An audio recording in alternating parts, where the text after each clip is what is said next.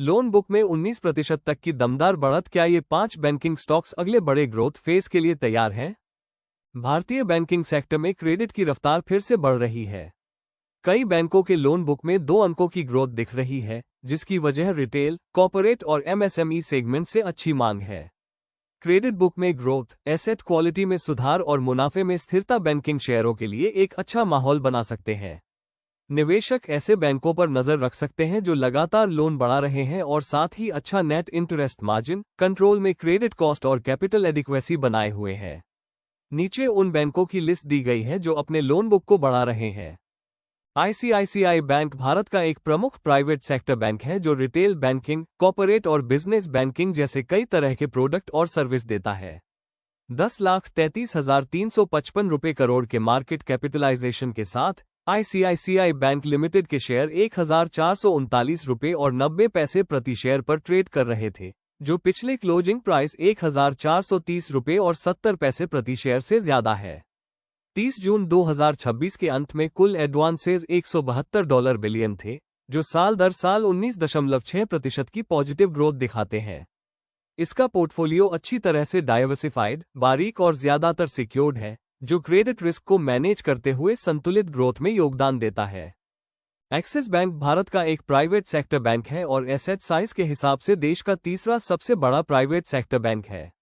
ये bank retail, SMA और corporate banking जैसे कई तरह के लोन देता है। 3,90,498 रुपये करोड़ के मार्केट कैपिटलाइजेशन के साथ एक्सिस बैंक लिमिटेड के शेयर 1,254 रुपये और 45 पैसे प्रति शेयर पर ट्रेड कर रहे थे, जो पिछले क्लोजिंग प्राइस 1,254 रुपये प्रति शेयर से ज्यादा है। बैंक ने लोन में अच्छी ग्रोथ दिखाई है। एडवांसेज में सालाना 19% और तिमाही 2% की बढ़ोतरी हुई है। एसबीबी, एसएमई और मिड कॉर्पोरेट लोन की वजह से फोकस सेगमेंट में सालाना 18% की ग्रोथ हुई। ये लोन 3,061 अरब रुपए के थे और कुल लोन का 24% हिस्सा थे। रिटेल लोन में सालाना 8% की ग्रोथ हुई, जबकि एसबीबी और रूरल लोन में क्रमशः 18% और 16% की बढ़ोतरी हुई। कैनरा बैंक एक पब्लिक सेक्टर बैंक है जिसकी रिटेल, एग्रीकल्चर, एमएसएमए और कॉर्पोरेट बैंकिंग में अच्छी खासी मौजूदगी है। इसकी कई शाखाएं हैं और एसेट क्वालिटी बेहतर हुई है, जिससे ये क्रेडिट की बढ़ती मांग और आर्थिक गतिविधियों का फायदा उठा सकता है। 1,17,737 करोड़ रुपये के मार्केट कैपिटलाइजेशन के साथ कैनरा बैंक के शेयर 129.80 रुपये प्रति शेयर पर ट्रेड कर रहे थे, जो पिछले क्लोजिंग भाव 129.50 रुपये प्रति शेयर से ज्यादा है। बैंक ने ग्रॉस एडवांसेज में मजबूत ग्रोथ दर्ज की। ग्लोबल एडवांसेज सालाना आधार पर 17.97% और तिमाही आधार पर 4.51% बढ़कर 12,93,381 करोड़ रुपये हो गए। घरेलू एडवांसेज सालाना आधार पर 16.95% बढ़कर 12,07,087 करोड़ रुपये हो गए, जबकि विदेशी एडवांसेज सालाना आधार पर 34.44% बढ़कर 86,294 करोड़ रुपये हो गए, जो अलग अलग इलाकों में क्रेडिट के मजबूत विस्तार को दिखाता है। एचडीएफसी बैंक भारत के सबसे बड़े प्राइवेट बैंकों में से एक है और यह रिटेल, कॉर्पोरेट और होलसेल बैंकिंग के सभी सेक्टर में मौजूद है।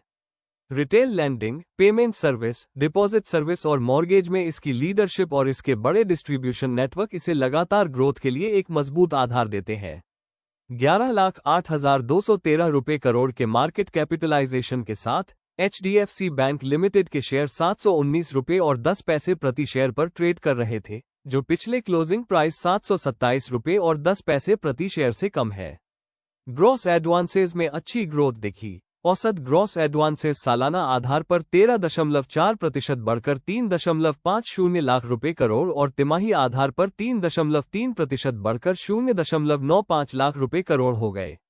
एओपी ग्रॉस एडवांसेज सालाना आधार पर 15.4% बढ़कर 4.08 लाख रुपए करोड़ और तिमाही आधार पर 3.4% बढ़कर 1.01 लाख रुपए करोड़ हो गए, जो लगातार क्रेडिट विस्तार को दिखाते हैं।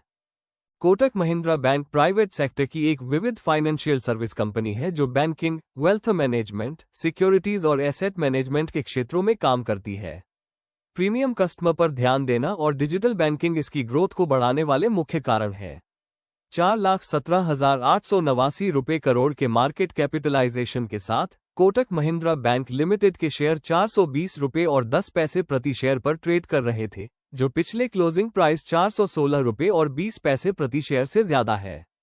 बैंक ने Q1 FY27 में मजबूत क्रेडिट ग्रोथ दर्ज की। ग्रॉस एडवांसेस सालाना आधार पर 15% बढ़कर 5,27,610 रुपये करोड़ हो गए, जो Q1 FY26 में 4,58,950 रुपये करोड़ थे।